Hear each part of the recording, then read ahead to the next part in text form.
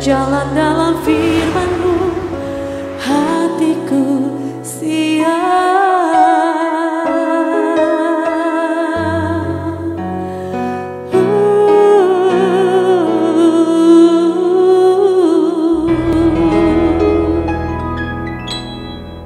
Salam, God lover yang dikasihi oleh Tuhan Yesus. Senang boleh kembali berjumpa dengan saudara dalam program Rest in God malam hari ini bersama Diaspora TV. Setelah melewati berbagai kesibukan sepanjang hari ini, mungkin ada situasi yang membuat jiwa saudara menjadi letih lesu dan berbeban berat. Jangan pernah menyerah, sebab Tuhan mengundang kita semua untuk mengalami kelegaan. Ini yang dikatakan Tuhan Yesus kepada kita. Marilah kepadaku semua yang letih lesu dan berbeban berat, aku akan memberi kelegaan kepadamu. Imani perkataan Tuhan ini, mari kita datang kepada Dia dan alami kelegaan. Kita bersatu dalam doa. Bapa di surga, kami ucap syukur, anugerah-Mu begitu luar biasa. Tuhan tidak hanya menyelamatkan kami, tetapi Tuhan juga menyertai kami. Tuhan peduli dengan semua pergumulan yang kami hadapi. Tuhan ingin menolong kami, Tuhan ingin memberi kami kelegaan. Kami sangat percaya dalam hadirat Tuhan, di dalam tuntunan-Mu Tuhan, kami akan mengalami kelegaan seperti yang Engkau janjikan. Semua beban hidup kami Tuhan akan angkat, dan keletihan, kelesuan kami Tuhan gantikan dengan stamina yang baik secara rohani, secara jiwani. Kami penuh sukacita, damai sejahtera, karena Tuhan yang mengubah pribadi kami untuk bisa menyelesaikan masalah-masalah yang kami hadapi. Kami juga sangat percaya Tuhan akan buka jalan, Tuhan akan memberi kami kekuatan menyelesaikan semua masalah hidup kami satu persatu, sehingga kami berkemenangan. Nama-Mu dipuji dan dimuliakan. Bapa, kami siap mendengar firman-Mu, berbicaralah kepada setiap kami dalam nama Tuhan Yesus Kristus. Amin. Saudara-saudara, saya berjumpa dengan seseorang yang sedang kecewa dengan gerejanya, dan dia berkata, Pak Heru, kalau tidak ada saya, gereja itu tidak berdiri. Lalu dia cerita tentang begitu banyak persembahan, lalu jasa-jasa yang dia berikan supaya gereja itu bisa dimulai dari awal sampai saat dia kecewa. Ada permasalahan yang membuat dia akhirnya memutuskan untuk keluar dari gereja itu.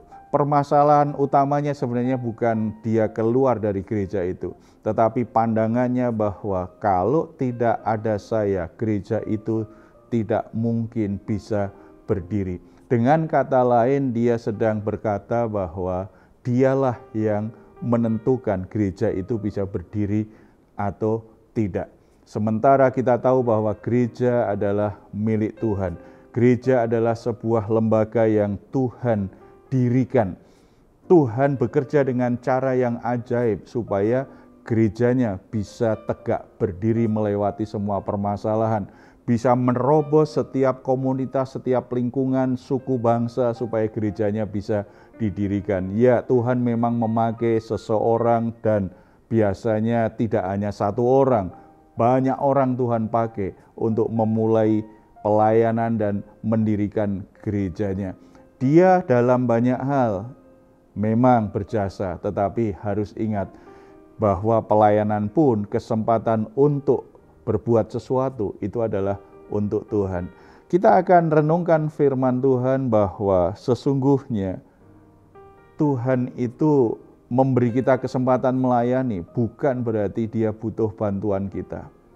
Tuhan mampu untuk menyelesaikan semua permasalahan yang ada supaya rencananya tergenapi. Tetapi kalau Dia memakai kita, itu sebuah kehormatan. Kita akan membuka Alkitab kita dari 1 Samuel pasal yang ke-6. 1 Samuel pasal yang ke-6 ayat 1 sampai 21. Ada dua pelajaran rohani yang kita bisa pelajari terkait dengan topik kita, apakah Allah butuh bantuanmu? Ada dua hal kita bisa lihat. Yang pertama, kita baca ayat yang kedua. Ayat yang kedua. Maka orang Filistin itu memanggil para imam dan para petenung, lalu berkata kepada mereka, Apakah yang harus kami lakukan dengan tabut Tuhan itu?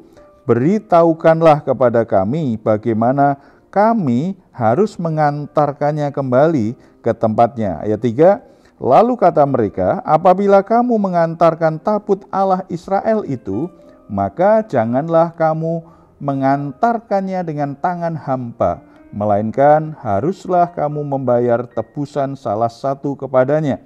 Maka kamu akan menjadi sembuh, dan kamu akan mengetahui mengapa tangannya tidak undur daripadamu.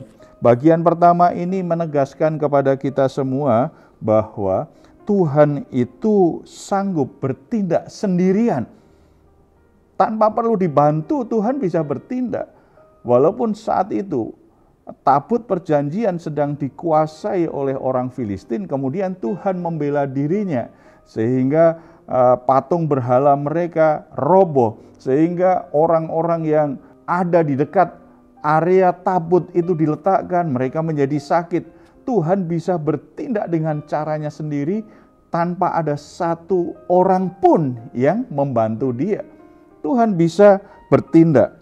Dan bagian ini kembali menegaskan bagaimana Tuhan bertindak. Tuhan mengubah hati orang-orang Filistin itu ingin untuk mengembalikan.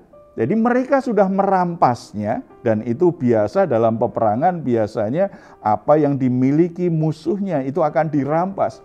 Mereka sudah berhasil merampas sesuatu yang sungguh dibanggakan orang Israel. Mereka mestinya senang sekali, tetapi Tuhan bisa bertindak sedemikian rupa. Orang-orang Filistin akhirnya memutuskan, kita kembalikan saja benda ini supaya kita tidak ditimpa kemalangan terus-menerus. Tuhan bisa mengubah hati mereka, akhirnya mengambil keputusan yang tidak lazim dilakukan oleh orang yang menang dalam peperangan. Dari sini kita bisa mengerti bahwa Allah itu bisa bertindak sendiri melaksanakan rencananya, namun dia seringkali memang memakai seseorang. Kalau dalam konteks ini Tuhan menggerakkan, mengubah hati mereka. Tetapi dalam banyak kesempatan Tuhan memang memakai seseorang untuk menjadi alatnya, mewakili dia untuk mengucapkan kata-kata firman-Nya. Atau kalau tidak bertindak untuk memimpin umatnya maju dalam peperangan. Tuhan bisa pakai seseorang. Dan yang Tuhan pakai itu bukan karena mereka memenuhi standar seperti yang banyak dilakukan secara sosial. Misalnya dia punya gelar, dia punya pendidikan yang sangat bagus, status sosialnya tinggi, dia pejabat, dia punya banyak uang, dia pintar. Itu dalam ukuran manusia. Iya, ketika memilih seseorang untuk dipercayai, ketika memilih seorang pemimpin, pasti ada kriteria seperti itu yang menunjukkan dia memang ini orang yang punya kapasitas, yang bisa diandalkan. Tetapi ketika Tuhan memilih seseorang, bukan itu ukurannya. Tuhan bisa pakai orang yang bodoh untuk mempermalukan orang yang pintar. Tuhan bisa memakai orang yang lemah untuk mengalahkan orang yang kuat. Orang yang kecil Tuhan bisa pakai untuk mengalahkan orang yang besar. Tuhan bisa pakai orang miskin untuk melakukan pekerjaan yang besar, melebihi orang kaya. Orang apapun situasi kondisi keadaannya, kalau Tuhan memilih dan berkenan memakainya, Tuhan bisa pakai dia. Yang paling Tuhan butuhkan, apakah dia bersedia menjawab panggilan Tuhan itu.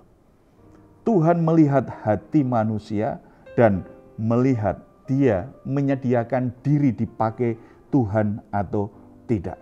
Walaupun ada orang yang hebat, orang yang luar biasa, tetapi kalau dia tidak mau dipakai Tuhan, Tuhan gak akan pakai.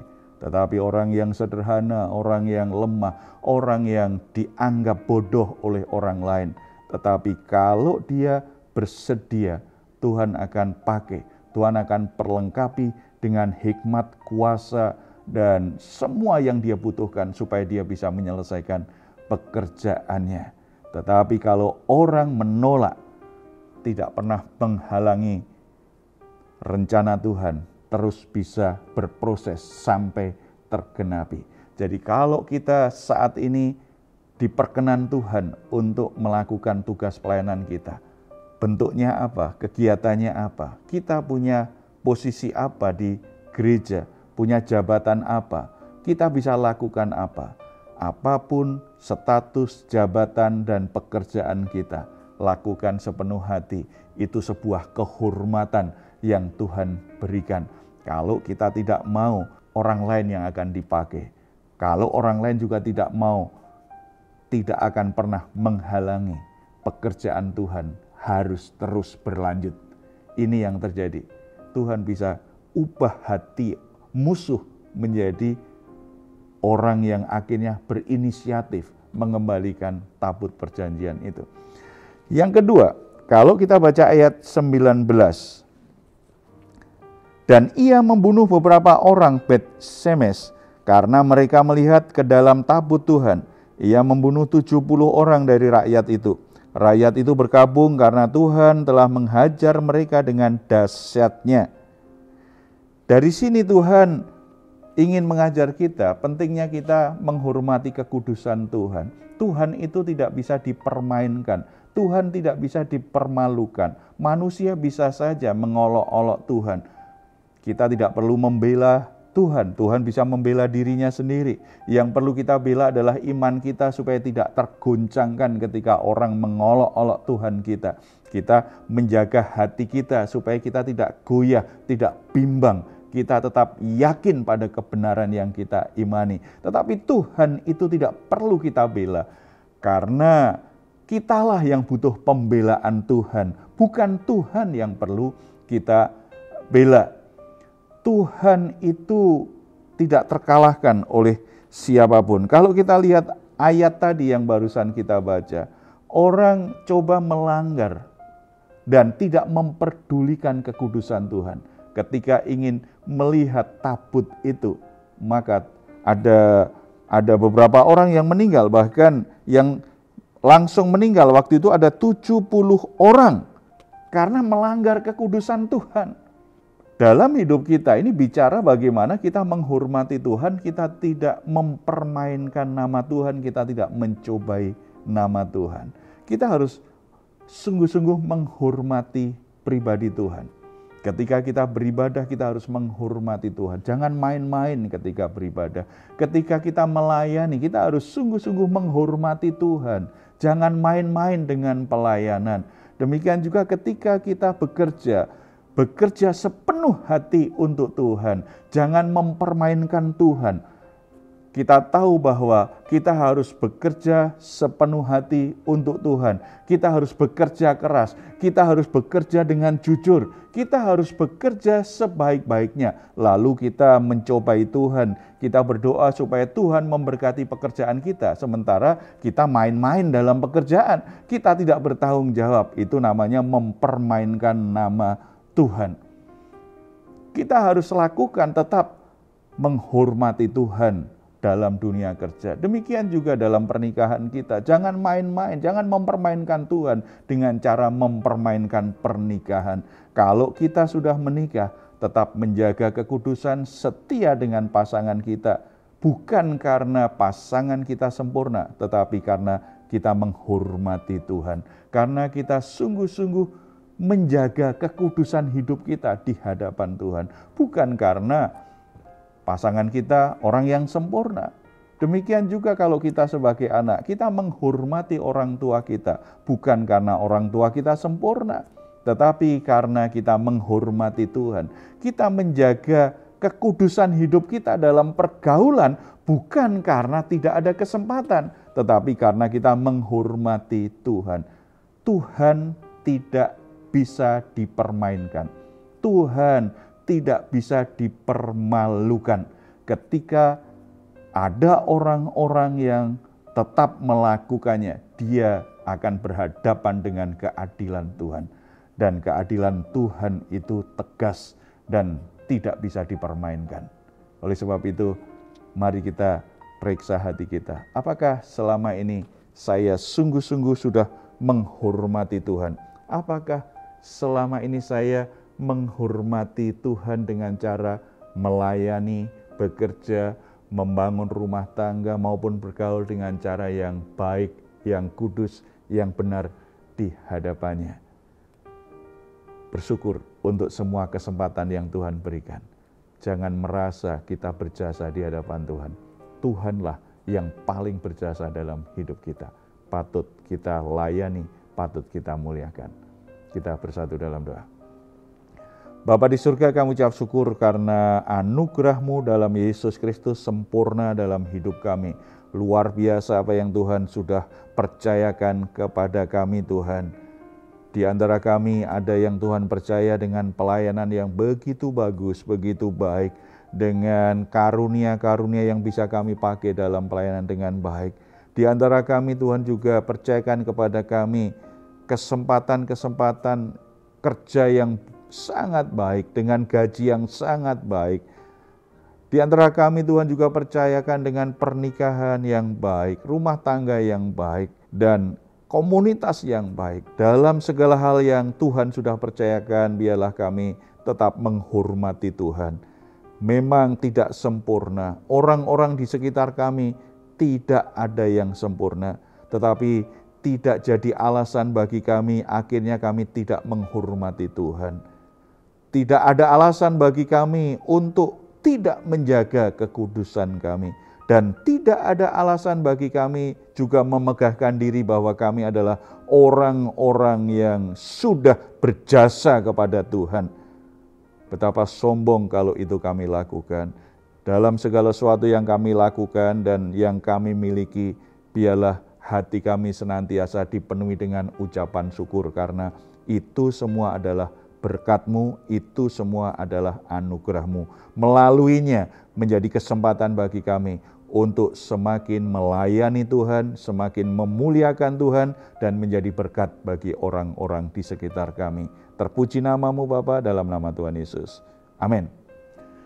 Saudara-saudara, jika saat ini saudara sedang dalam pergumulan atau keluarga, pekerjaan, kesehatan, sedang dalam masalah, saudara membutuhkan dukungan doa, di layar saudara ada nomor telepon yang bisa saudara hubungi. Tim doa kami akan mendukung saudara dalam doa. Tetap percaya, tidak ada yang mustahil bagi orang yang percaya. Kalau saudara ingin memberikan komentar, silahkan menuliskannya di ruang komentar yang ada di channel Diaspora TV.